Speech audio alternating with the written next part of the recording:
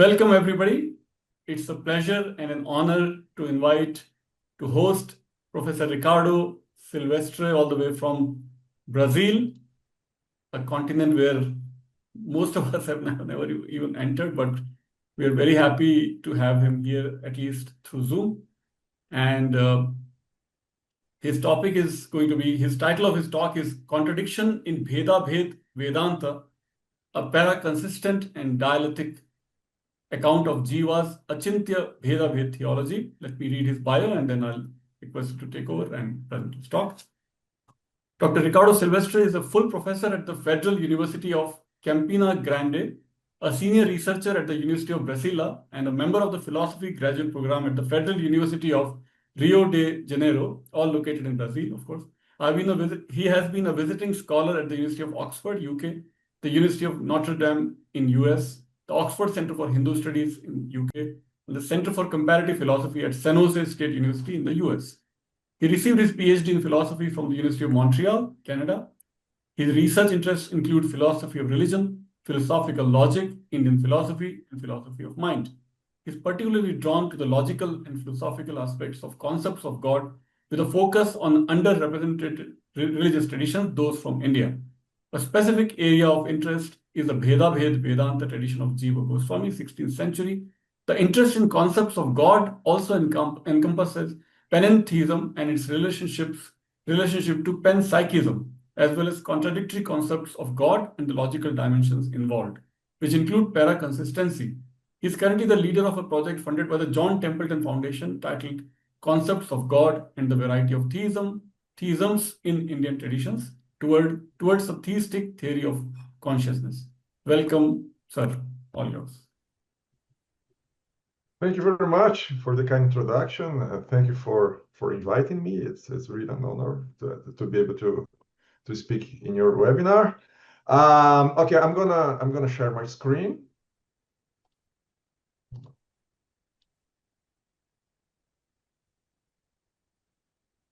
Okay, I suppose everyone has been able to see the slides.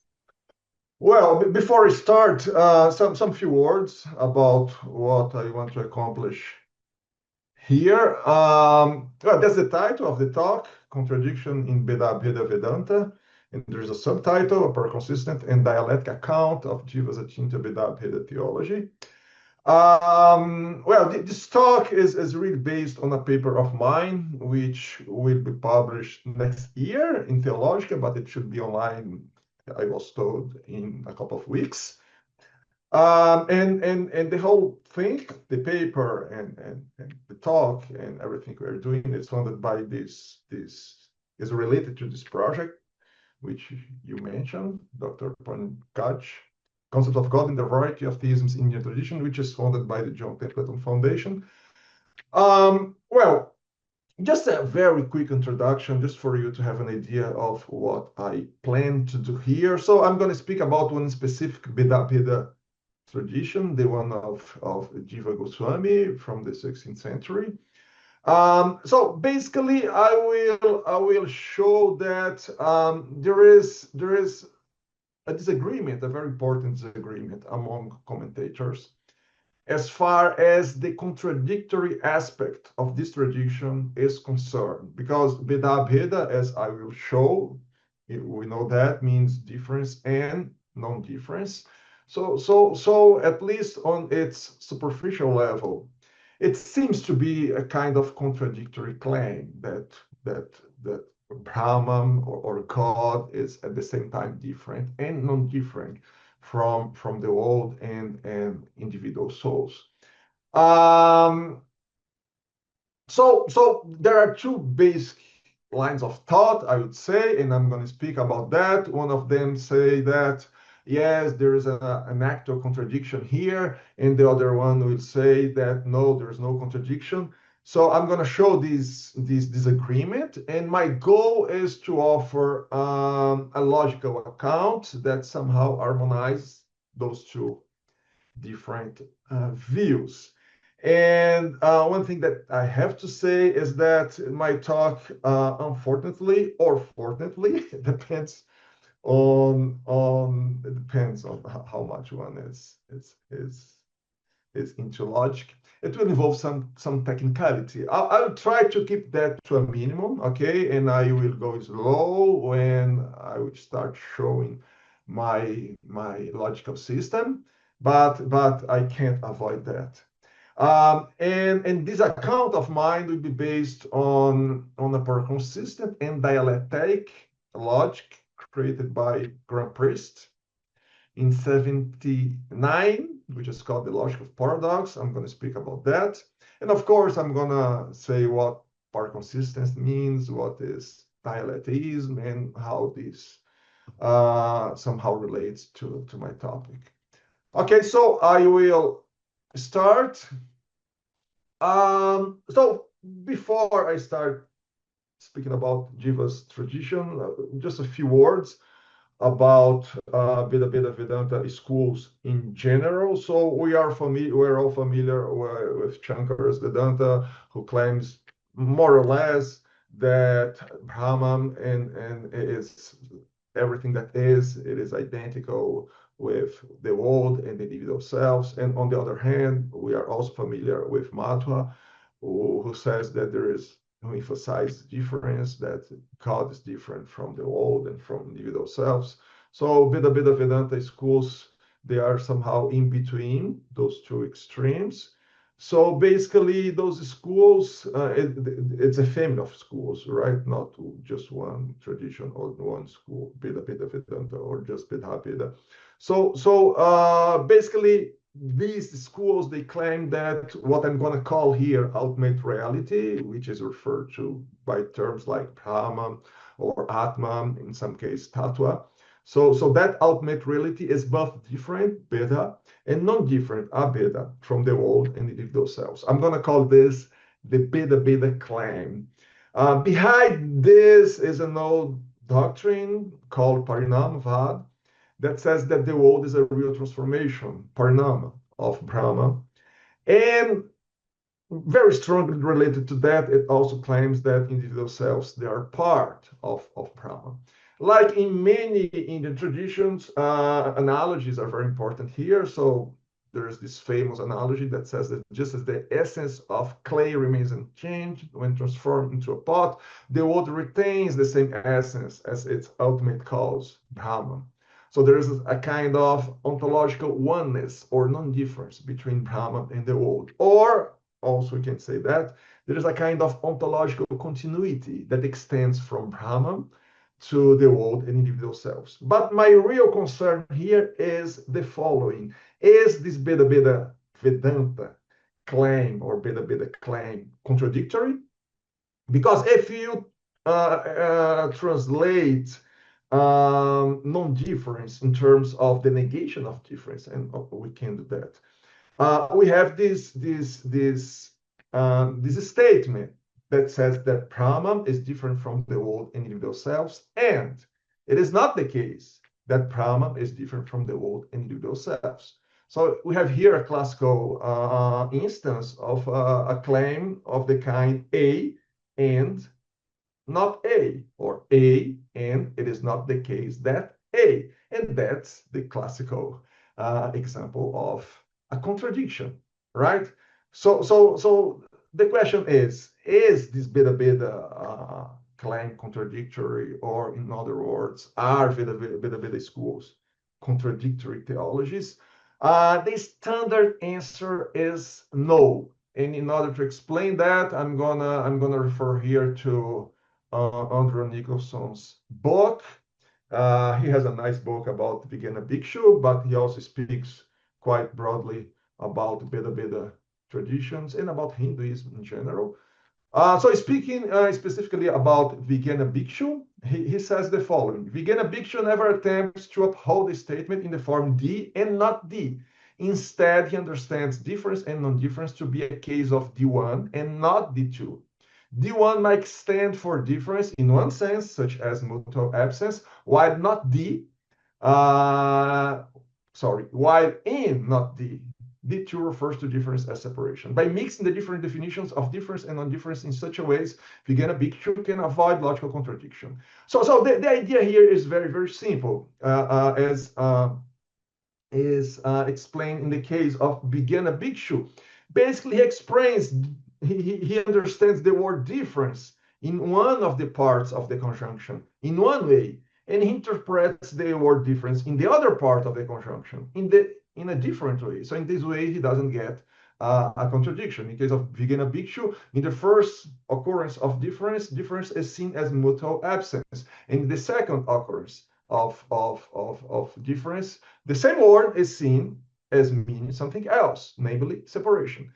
And you can say that the same strategy is used by other Bhedābheda scholars, such as Bhaskara and Nimbārka. So it's we can say a quite standard approach used by Bhedābheda scholars. So in this way, we can say that most Bhedābheda Vedanta schools are not contradictory theology, but there may be an exception, which is exactly Jīva Gosvāmī's Vaiṣṇava Vedanta school, which is known as Acintya Bhedābheda, and it's strongly linked to the medieval saint Sri Krishna Chaitanya.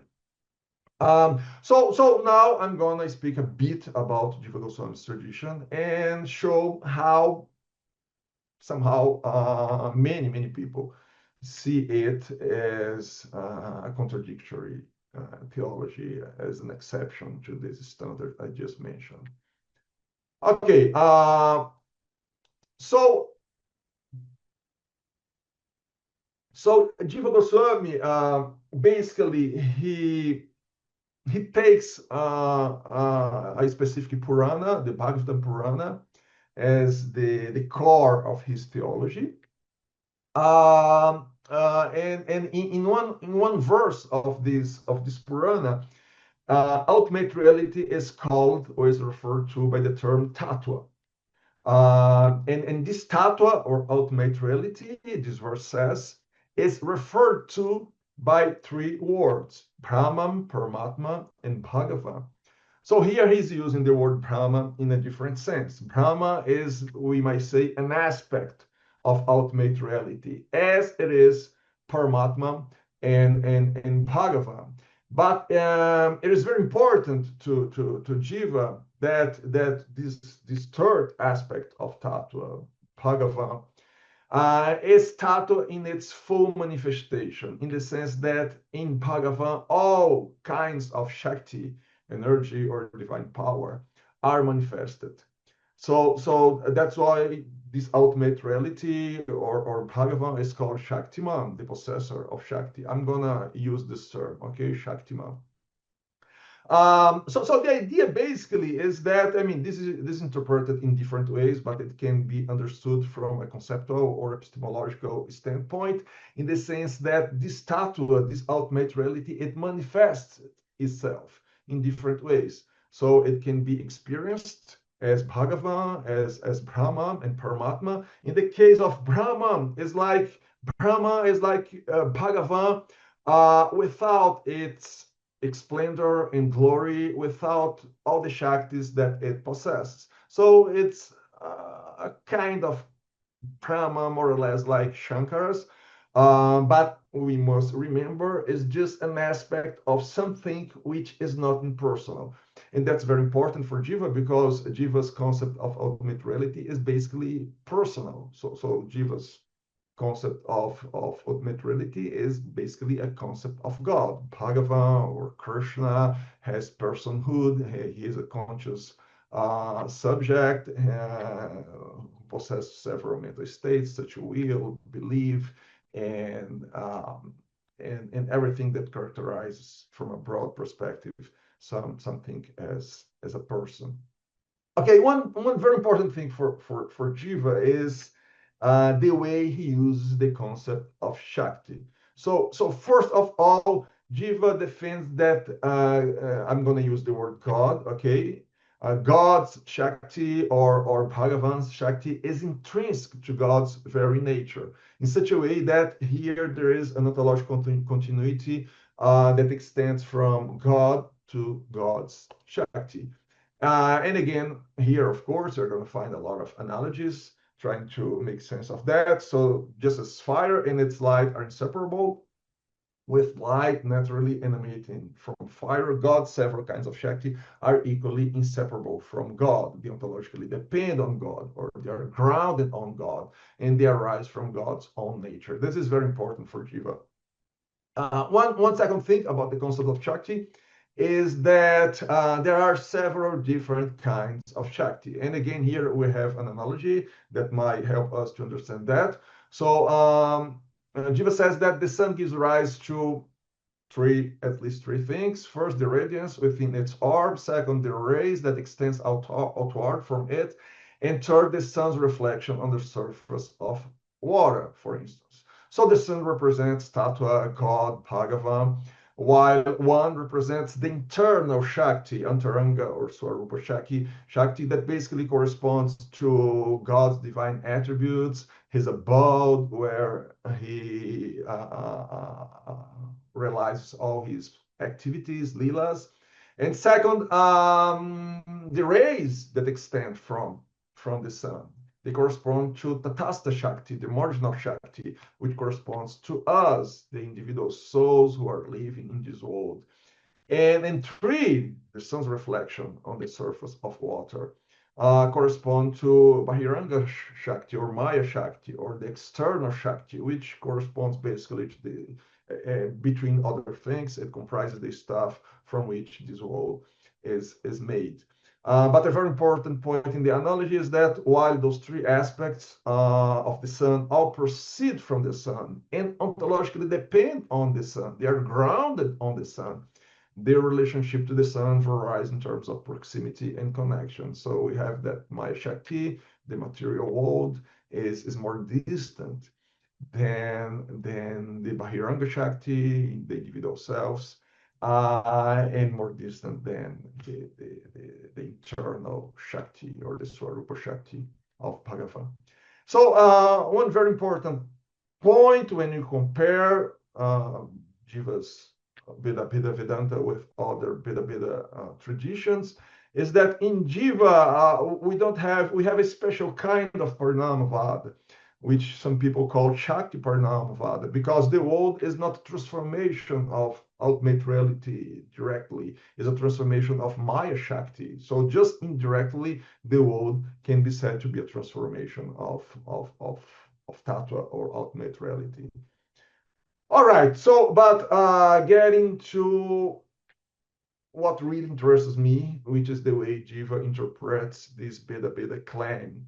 So here we can reframe this Bhedābheda claim in terms of Shakti and Shaktiman, because both the world and individual selves are Shakti of Bhagavan. And Bhagavan, or God, or Tattva, remember that Bhagavan is Tattva in its full manifestation, right?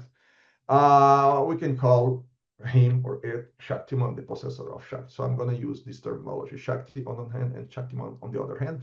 So in this way, Jiva's Bhedābheda claim can be stated as follows. It's S. Shakti and Shaktiman are different and non-different from each other. However, Jiva adds a very important qualification. He says that this claim is inconceivable, Acintya. So this is important, but I mean, from a textual point of view, it might be at least controversial. It's important because that's the way Jiva's tradition is referred, as Acintya Bhedābheda. So in Acintya usually is translated as inconceivable. That also might be controversial. Some people say that in Jiva, Acintya doesn't really mean inconceivable, but some other people say that it does. In fact, most commentators, they agree that in Jiva, Acintya means inconceivable. So I'm going to stick to that, okay? It's also interesting, at least, that Jiva mentions the expression Acintya Bhedābheda just twice in his big work, which is called the Six Sandarbhas. He mentions that just twice in a commentary that he writes on the first four Sandarbhas, so it doesn't even appear in his main work. All right, so that's basically how I'm going to understand Jiva's Bhedābheda claim. It has two parts. The first part, which I call S, Shakti and Shakti are different and non-different from each other. And the second part, which I call A, which claims that this sentence S is inconceivable. All right, so let's move on. All right, as I mentioned in the beginning, usually this Bhedābheda claim, Jiva's Bhedābheda claim, is interpreted in two different ways. First, there is a contradictory interpretation, which by far is the standard one among scholars. Oh, one important thing I forgot to mention. In this talk, I'm going to rely on commentators, all right? Though I have my own opinion about which one is the correct interpretation when I go to Jiva, I'm gonna here speak just about this disagreement among scholars. And at the end of the talk, I'm gonna mention a bit about what I think is Jiva's. Basically, there's a kind of ambiguity that's pretty clear, even in Jiva's work. But for the sake of this talk, I'm gonna speak just about how scholars interpret Jiva's theology, and more specifically Jiva's so-called, as I'm calling it, Bhedābheda claim. So basically, this first interpretation says that really we have a contradiction here. So basically, because of that, difference in both parts of the conjunction means the same thing. So we have here that Shakti and Shaktiman are different from each other, and it is not the case that Shakti and Shaktiman are different from each other, where difference means basically the same thing. And beside that, we have the claim that this claim, which I'm calling SC, is inconceivable. Just to give you an idea of what scholars speak about that in this specific sense, here I have a quotation from Obiel Kapoor, which I'm going to read. The inconceivability of the relation is evident from the contradiction it involves. The Acintya is that which is illogical, but we have to accept on the basis of the holy texts. The concept of Acintya is born out of respect for scriptural authority, which ignores the law of contradiction. So key for this interpretation is the way many people understand the word Acintya. So it's Acintya, inconceivability, which supports basically this interpretation, because contradictions are inconceivable, right? So if Jiva's Bhedābheda claim if Jiva's Bhedābheda claim is not contradictory, why he would use the word Acintya? Why he would say that it is not inconceivable? So this is more or less the reasoning which is behind this interpretation. Of course, there are a lot of textual evidences from Jiva himself which point to that direction. However, there's a second way to interpret Jiva's contradictory, so-called or supposed contradictory claim. And what is quite interesting is that we find the second interpretation in many of those same scholars that defend the contradictory interpretation. So I have here another quotation also from Kapoor. I'm going to read it. Just as there is neither absolute identity nor absolute difference between fire and its power, there is neither absolute identity nor absolute difference between Brahman and his Shakti. So if we interpret absolute identity in terms of partial difference, we have this SK, which I'm going to read. Shakti and Shaktiman are partially different from each other. And it is not the case that Shakti and Shaktiman are absolutely different from each other. See that in the first part of the conjunction, we mentioned partial difference. In the second part of the conjunction, we mentioned absolute difference. So these are two different senses of difference. So in this way, this claim is obviously not contradictory, because on one side, it speaks about partial difference, and on the other side, it speaks about absolute difference. So here we have a non-contradictory interpretation, and Kapoor is not alone. Some scholars, they also use the same kind of terminology. They don't say, I mean, basically which they really emphasize. Kapoor, for instance, and Gupta as well, is really the contradictory interpretation. But when speaking about Jiva's theology, many times they use this partial difference and absolute difference vocabulary, which can be interpreted in a way that the claim itself won't be contradictory. All right, so we have here, as I see it, a problem, a theological problem. I'm gonna call it a theological problem. Some people might say a philosophical problem, an interpretation problem, but that's just a terminological choice. There's a problem, right? And the first part of the problem is that the two interpretations conflict. So which one is the right interpretation? Is Jiva's Bhedābheda Vedānta a contradictory theology or not? So that's quite important in my view. Okay, but each interpretation has some problems on its own. So about the first interpretation, the contradictory interpretation, the first problem, which is number 2, it is that it conflicts with the analogies. For instance, the analogy of fire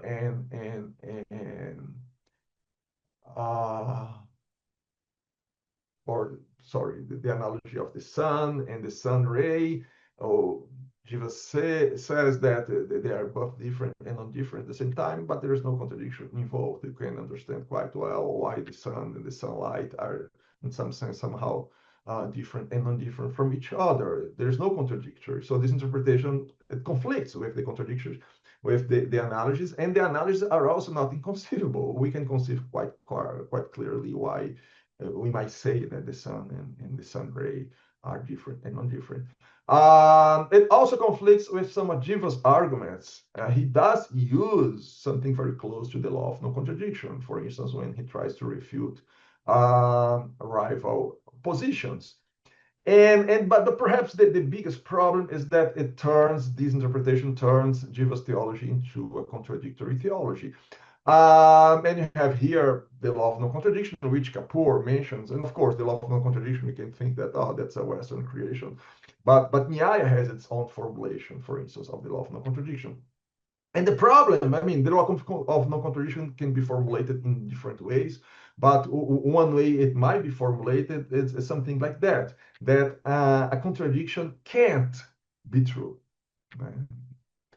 And if we follow this formulation, so the consequence is that if this interpretation is the correct one, Jiva's theology can't be true. So it is a priori false. So we have a theology, a lot of statements, systematized about God, about the world, about the relation between God and the world, about individual selves, and so many stuff.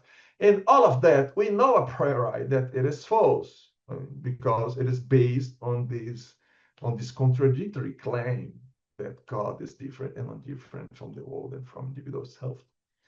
And also there is another consequence, which is based on another logical principle, which is not very famous. It has a very odd name, the principle of explosion.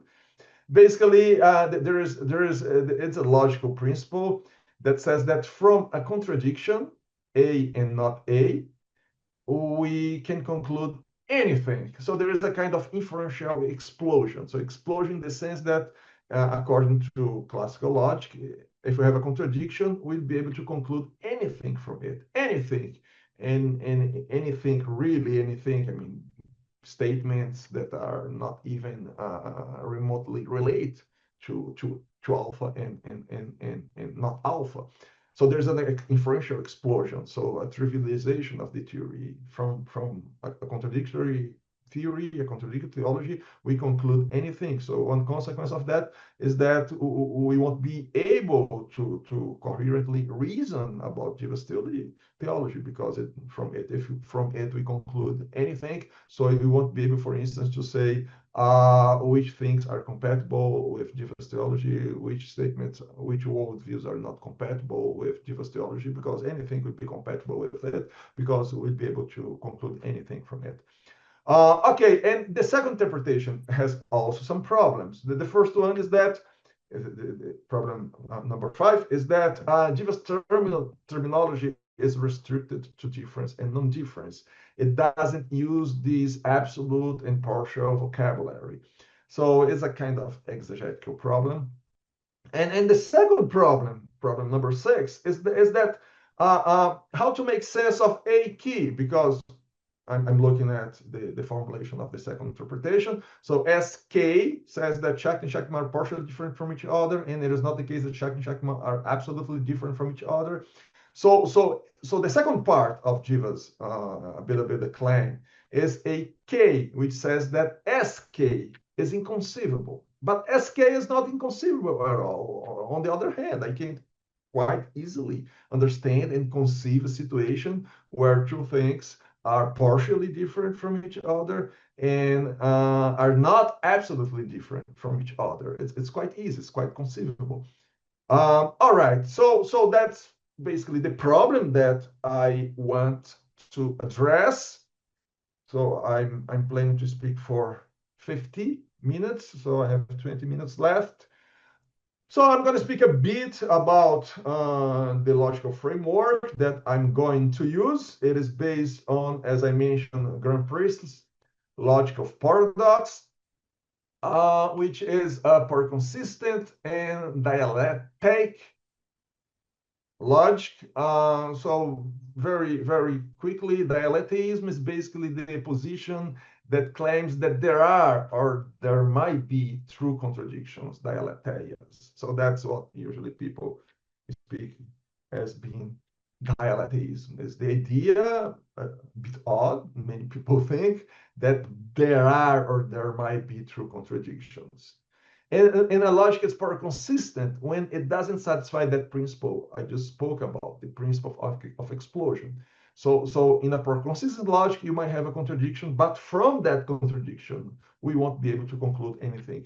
The two positions, dialetheism and paraconsistency, they are related to each other, but they are not identical. Okay, you might have a paraconsistent logic which is not dialetheic, but usually a dialetheic logic would be paraconsistent. So dialetheism needs paraconsistent, but paraconsistence doesn't need dialetheism.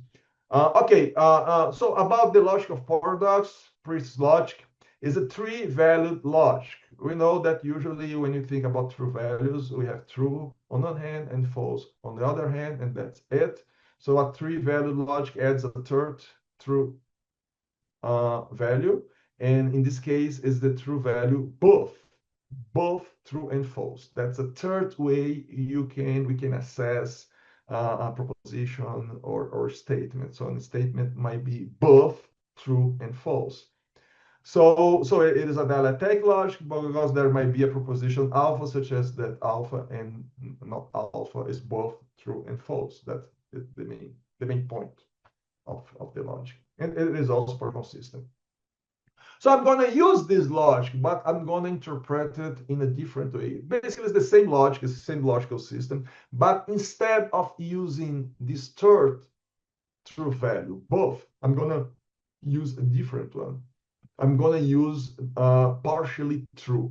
So in this new system, which I call a logic of partial truth, LPT, I have those three true values: true, false, and the third one is partially true. All right. So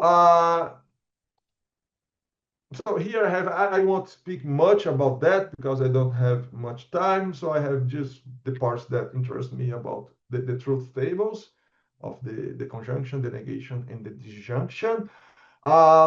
So in this logic, both true and partially true are designated truth values. A designated truth value is the truth value that is preserved in the inference of the logic. Okay, and in this logic, we can see looking at those truth tables, but because of time, I won't mention that.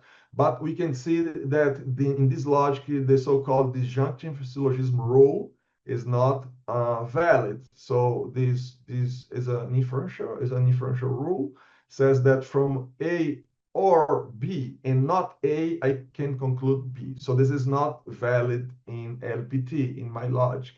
And because of that, the principle of explosion is also not valid. We can see in the last square, in the last box, that the principle of explosion depends on the disjunctive syllogism.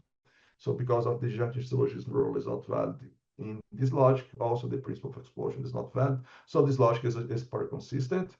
About the law of non-contradiction, that's an important point because this logic incorporates just a weak form of dialetheism. In its like weak sense, we might say, if I formulate the law of non-contradiction as W, L, and C, there cannot be a proposition alpha such that alpha and not alpha is true.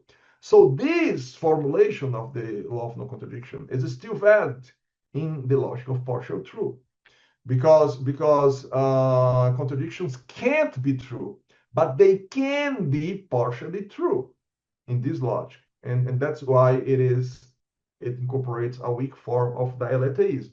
So even though contradictions can't be true, they can be partially true, which partial truth is a kind of truth, right? So in this way, it is a dialectic logic, but only in a weak form.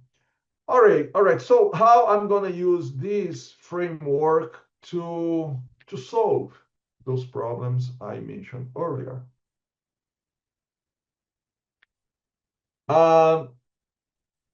All right, so basically, I'm going to use the first interpretation, the contradictory interpretation, the interpretation that says that Jiva's Bhedābheda claim is really contradictory, and Shakti and Shaktima are different from each other, and it is not the case that Shakti and Shaktima are different from each other, where the word difference has the same sense. So that's like my starting point. I'm going to assume the first contradictory interpretation of Jiva. But I will assess those claims within my three-value semantic framework. So in this way, if I do that, remember that in this framework, statements can be true, they can be false, but they can also be partially true. There is a third true value. And it is in this way that I'm going to assess Jiva's theology. So basically, I will say that SC, Jiva's Bhedābheda claim, is partially true. I won't say that it's true. I won't say it is false. I'm going to say that it is partially true. So if I say that Shakti and Shaktima are different from each other, if I say that this is partially true, the conjunction Shakti and Shaktima are different from each other, and it is not the case that Shakti and Shaktima are different from each other, this will also be partially true. This is a consequence of the way the truth tables are organized within this framework. So in this way, SC itself is partially true. So we have a contradiction that is partially true. So why within that framework we might see those 6 problems as solved? So first of all, and this is very important, this interpretation of mine, it incorporates the second non-contradictory interpretation. Why? Because see, remember that the second interpretation will not speak of difference per se. It will speak about partial difference and absolute difference. That's why the second interpretation is not contradictory, right?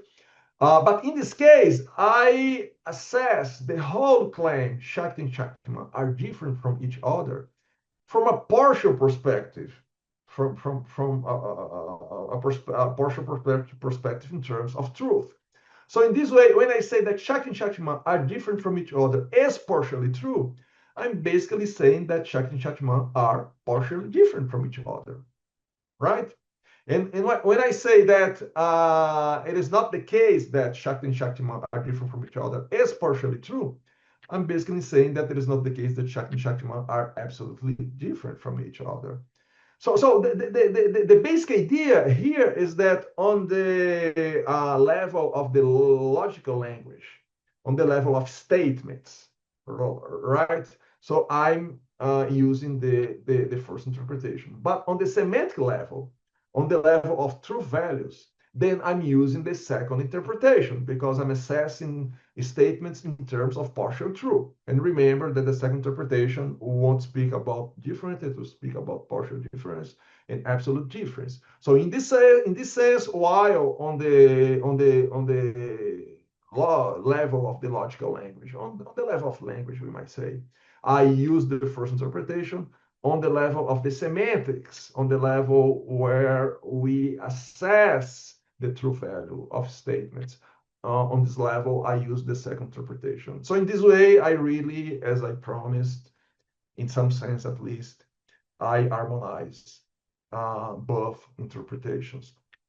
The second problem about the analogies. The analogies in this framework, they're valid because the analogy of the sun and sun ray, I just say that the sun and sun ray are really non-different from each other, but this is partially true, not completely true. So the analogy are still valid. The law of non-contradiction in its strong form is still valid because in this framework, a contradiction can't be true. It can be partially true, but the classical formulation of the law of non-contradiction is still valid. It is a Paraconsistent and weak Dialetheic approach. So in this way, Jiva's theology is a contradictory theology, but just in a weak sense. It is a contradictory theology because its claim is partially true. Its contradictory claim is partially true. But its contradictory claim is not true. In this framework, SC is not true. It is just partially true. And because it is Paraconsistent, you can reason about the theology. The fifth problem, I keep, say, Jiva's terminology because this problem has to do with the fact that Jiva doesn't use like a partial and absolute difference terminology. He just sticks to difference and non-difference. So as I said, on the level of the language, this solution keeps the difference, non-difference vocabulary, which is Jiva's vocabulary, which is Jiva's terminology. And about the sixth problem, basically, because in this framework there are two true values, true and partially true, right? So I just say that AC, which claims that SC is inconceivable, is ambiguous. And from that ambiguity, I might claim that it is both inconceivable that it makes sense, let's say, that it is inconceivable that SC is true, and it makes sense that it is inconceivable that SC is partially true. So because of that ambiguity, I can claim that SAC itself is partially true. So that's how I solve the last problem. So not only SC is partially true, but AC itself is partially true. So it is partially true that this Bhedābheda claim is inconceivable. All right, so I'm almost done. So some final remarks, and these are quite important remarks. So the first remark is that within this framework, I claim it is compatible with the whole idea of Jiva's Bhedābheda Vedanta, and in fact, Bhedābheda Vedanta schools in general. So I explained the whole thing about these traditions using these this terminology that there is a kind of ontological continuity that extends from Brahman to the world individual selves, or in the case of Jīva, that extends from Shaktiman to Shakti. And this partially true framework, it incorporates that.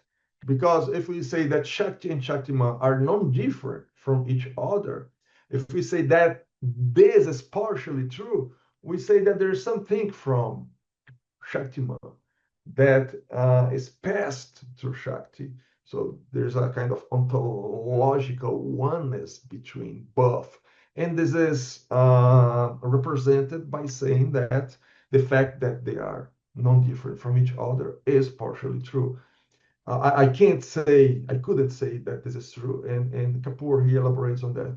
I can't say that it is true that Shakti and Shaktiman are non-different from each other, because this is basically the Advaita position, according to like the standard interpretation, although that's a bit controversial.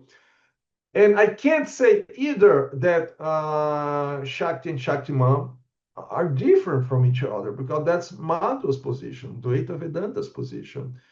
So really the middle is to say that both claims are just partially true. They are neither true nor false. They are partially true. Okay, one important point, if we speak about, I spoke about a bit about dialetheism, which is a quite controversial position, but some people, they make the distinction between metaphysical and semantic dialetheism. Here there's a quotation from Edward Morris. He was the one who coined this terminology. I'm going to read it. While metaphysical dialetheism is the view that there are things in the world that are actually inconsistent, so this is metaphysical dialetheism, which is basically the position that Grand Priest defends. Semantic dialetheism is the view that there are no inconsistencies in things. Inconsistencies arise or may arise because of the relationship between language and the world.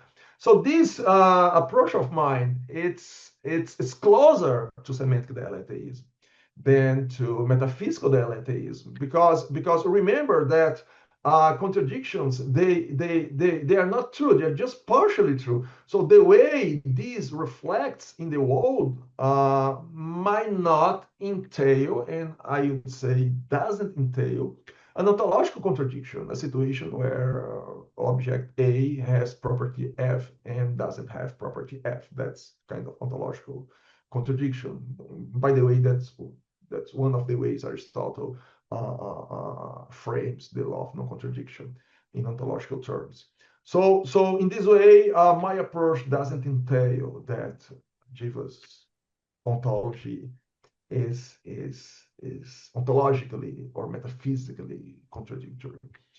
Okay, one question that some of you might have raised in your head is about the concept of partial truth. I'm almost done.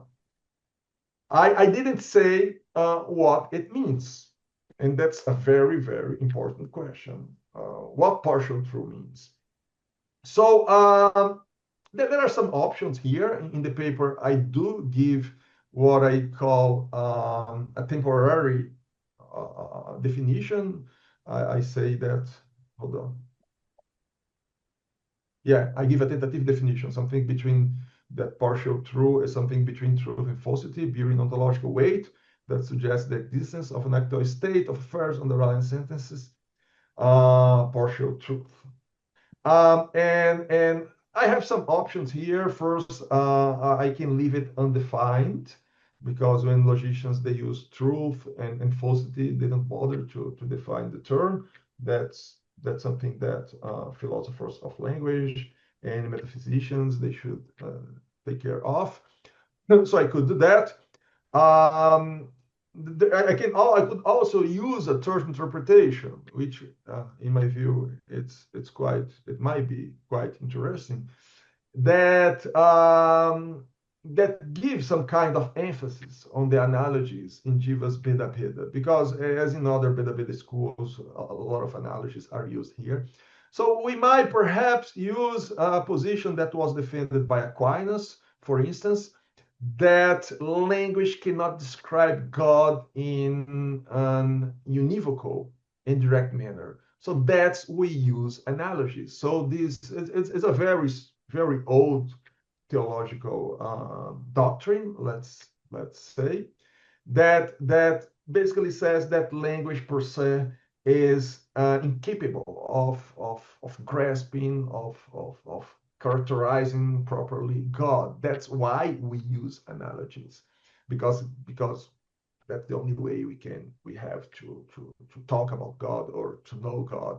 So I can use this idea and basically say that the importance of analogies in Jiva's Bhedābheda lies on that. So in this way, the more far we can get to grasping God is this partial truth vocabulary. And in this way, we can't go beyond. We can't really say what partial truth is. But there is a third option, which I will follow, and I mentioned that a bit en passant in the paper, but I'm gonna work on another paper where I do define partial truth. I won't be able to give more details about that, but I use a very important key, which is given by Bhaktivedanta Swami, which is a follower of Jīva Gosvāmī. He's the founder of the Hare Krishna movement, where basically he qualifies difference in terms of a qualitative and a quantitative way. So this idea can be used to build a different kind of semantics that will give minimally satisfactory, I would say, answer for the question what partial truth means. But because of the time, I won't speak of that. So here are the references I mentioned, and thank you very much for your attention.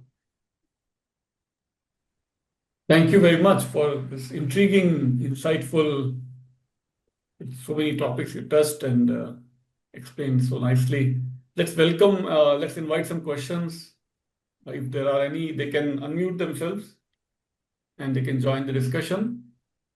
They can talk directly to you if they want to. There are 8 participants still, attendees. All of them are here, Professor Theodore and Professor Sardella from Sweden, Dr. Theodore from Israel. My students, Ankita Salunke is also here. So welcome everybody. You can unmute and talk directly if you want to.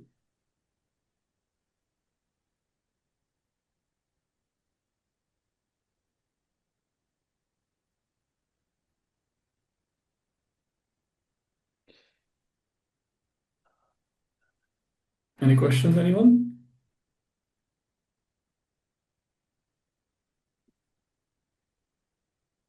I think I was too heavy on the logical side. I'm silent and waiting for an. Okay, I think Dr. Sardella is asking something. Maybe.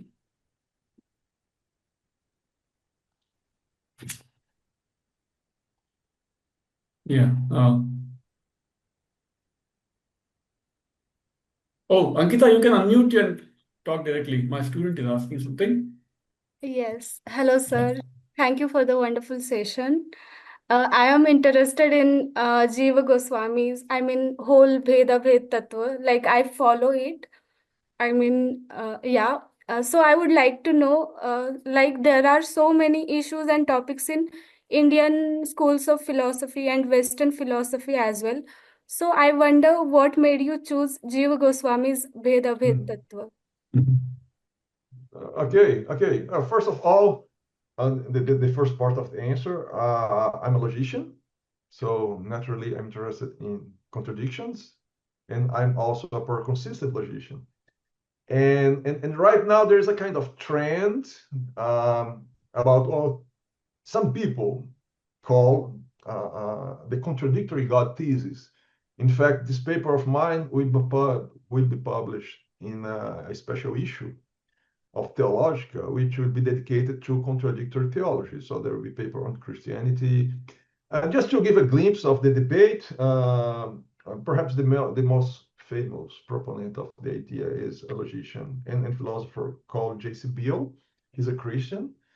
And in Christianity, we have several kinds of contradiction, right? The Trinity, the doctrine of Trinity, and also the idea that Jesus has a human nature and a divine nature.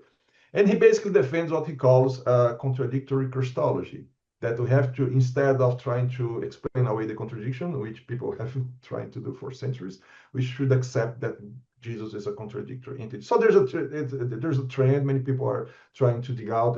In fact, a recent volume came out, edited by priests, about like contradiction in different kinds of religions. So that's the first part of the answer, because Bhedābheda schools, they have the label that they use to name their schools. Bhedābheda is a contradiction, right? So it's an interesting topic to find out whether or not these schools are really contradictory. And the second answer, because it is a personal aspect. I try to be a follower of Jiva. I'm connected to Hare Krishna, with the Hare Krishna movement. So it's a personal motivation.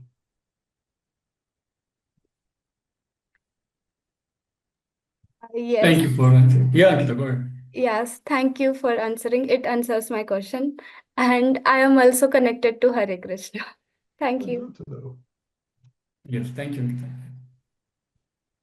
Dr. Sardelo is written something. You can unmute and speak if you don't want to, sir. Yes, can you hear Yeah, me? please. Yes, please. Yes. So thank you for your very clear and wonderful presentation, Ricardo. So you distinguish between semantic dialetheism and metaphysical dialectheism, arguing that Jiva's theology may involve contradictions that are only partially true, as you mentioned, at the semantic level. So my question is, how do you ensure that this semantic framework does not inadvertently imply an ontological contradiction in Jiva's metaphysics, especially given his repeated use of realist ontological claims about Shakti and Shaktiman? So that's my question.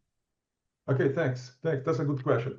Well, first of all, I can speak first specifically about my framework, and later more generally about semantic dialecticism. First, in my framework, we don't get to that ontological level. Again, as I said, I mean, right now, the whole thing is incomplete because I didn't give like a precise definition of what partial truth is. So it is incomplete. All right. I have a partial answer to that question. But anyway, but the point is that if we stick to the idea of partial truth, right? So we can say that partial truth is partially connected to the world because the way we assess claims as true and false, basically they answer our question, how language is related to the world, right? If you say that claim in specific statement is true, we say that the state of affairs that the sentence describes corresponds to the way the world is. But if we say that a specific state of claim or statement is partially true, we don't have that commitment that the statement, the state of affairs that the statement represents really correspond to the way the world is. So there is room for developing, in my approach, a theory according to which these partially true statements, they won't like represent the world as it is from an accurate point of view, let's say. And I think that's the whole idea, in one sense, of the analogies, because in all those analogies, they can really be understood from the perspective that there is some truth in the claim that sun and rain are different, and there's some truth in the claim that they are not different from each other. But that's not the whole story. But basically, my framework leaves room to, in other words, I can't say that those some claims like this one, they are partially true. I can say that a contradiction is partially true, and I can still maintain that the world itself is not contradictory. It's not a difficult task to do that from a technical point of view. But about the more general position related to the distinction between metaphysical dialetheism and ontological dialetheism, perhaps I should say that, because what I'm trying to do is perhaps what I might call philosophical reconstruction, is not really exegesis. And as I mentioned in the beginning, my view is that Jīva is ambiguous about that, because there are some statements which seem to point to a kind of ontological contradiction. Some statements by Jīva that really, there is one passage, I don't remember exactly the Sandarbha, I think the Paramatma Sandarbha, if I'm not mistaken, where he claims that Brahma has contradictory properties, or something that can be translated as properties. And this points to a kind of metaphysical dialetheism. So it's quite controversial whether or not Jīva's theology is really contradictory. But if we maintain like that from the surface of language, there are contradictions, right? The way to not to get in an ontological dialetheism is basically to defend that language is not powerful enough to represent reality. So at the same time that when we try to describe some part of reality, say the nature of God, we don't have a choice. We have to use a contradictory vocabulary. If we don't agree with this like full correspondence between language and the world, there's a kind of ineffability, but a partial one. We don't have to defend a full ineffability, but because the semantic contradiction would be equivalent. Oh, sorry, the semantic dialetheism would be the same as the metaphysical dialetheism. In other words, if we accept true contradictions, this will entail that there will be contradictory objects in the world only if there's this strong correspondence between language and the world, just if language is really able to fully describe reality. So if we don't support this very, very strong claim, so we might have like a contradictory description about God, for instance, which won't entail necessarily that God is in fact a contradictory entity. All right. So in another paper of mine, which was published in the International Journal of Philosophy of Religion this year, I speak a bit also about Jīva. I coined another term, which I term metaphysically neutral dialetheism, which is the position that I really prefer. Is the idea that we can defend this semantic dialetheism. We can use a contradictory vocabulary and discourse, and of course, you'll have to use a paraconsistent logic. But we can be agnostic to the question of whether or not the world itself is contradictory. Because semantic dialetheism, it claims that reality is not contradictory. It claims that there are no ontological contradictions. I don't think we need to claim that, right? Perhaps a more humble position is just to say that we can't be sure about how reality really is. We can't be sure about language, and because we use language, we have to know the rules of language and the logical rules and everything. But it's a bit a Kantian position, if you will. But perhaps maybe answering your question, semantic dialetheism doesn't really need to be the same thing as metaphysical dialetheism, because in order for this to be the case, we have to have this very strong presupposition about how language relates to the world. Thank you. Thank you for your very deep reply. Do we have 2-3 minutes more? Sure, yeah. Yes, I think so. it depends. Yeah, I do. Sorry, it's a little bit connected to your reply. So how do you justify, just a little challenge also for you to reply. So how do you justify this reconstruction textually in Jiva's own works, Yes. given that he never explicitly articulates a theory of partial truth? Yes. Jiva did not do that. Yes.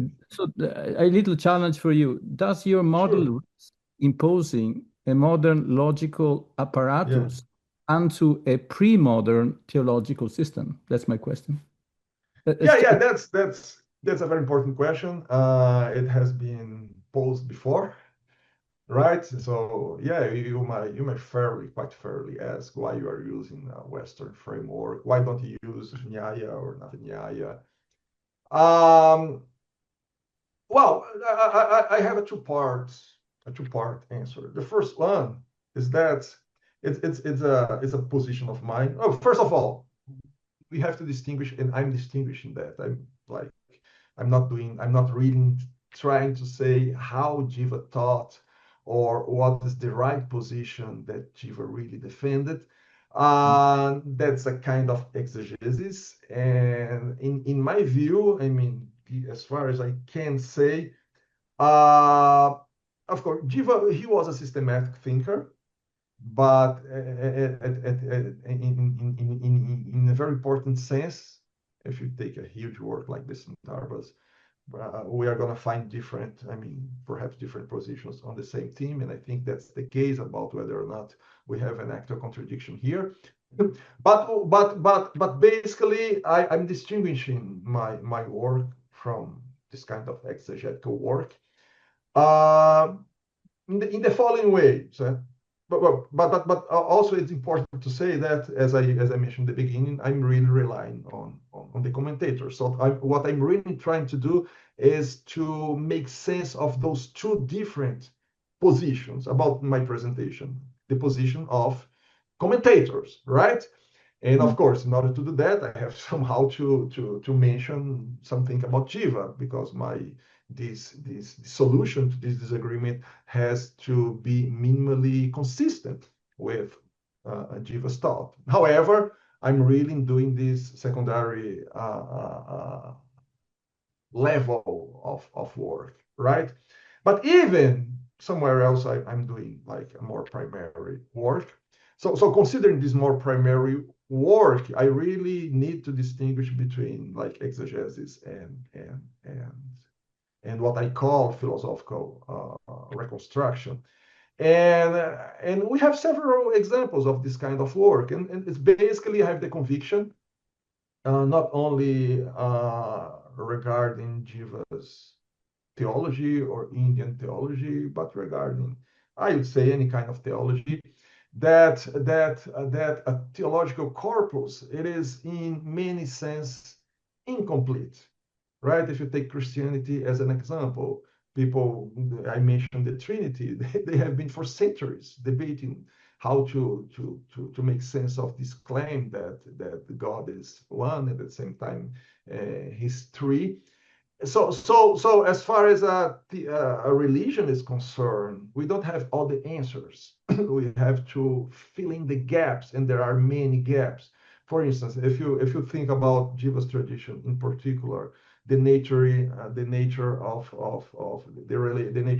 Radha and Krishna, for instance, they are the same, they're different, and the relation between Krishna and all the other avatars, and there are so many unanswered questions, and the answer, the precise answer for these questions, in my view, are not like clearly there. I mean, we have find some indications, some clues about how to answer those questions, because otherwise there won't be disagreement, and you have disagreement between the several scholars and who belong to the tradition about important issues, not about all issues. So now getting to your answer. I think that philosophy is a universal enterprise. I don't, that's a position of mine, and some people, they think the same. I think that philosophy is really universal. And if you take a look, I mean, carefully, you are going to see that the same questions, they were raised in different cultures, in different times. So they what some people call the big questions, they are everywhere. I mean, it doesn't depend on culture. Of course, these questions, they are framed in specific ways because of the language that people use, because the assumption that they use, because the worldview that they have, of course.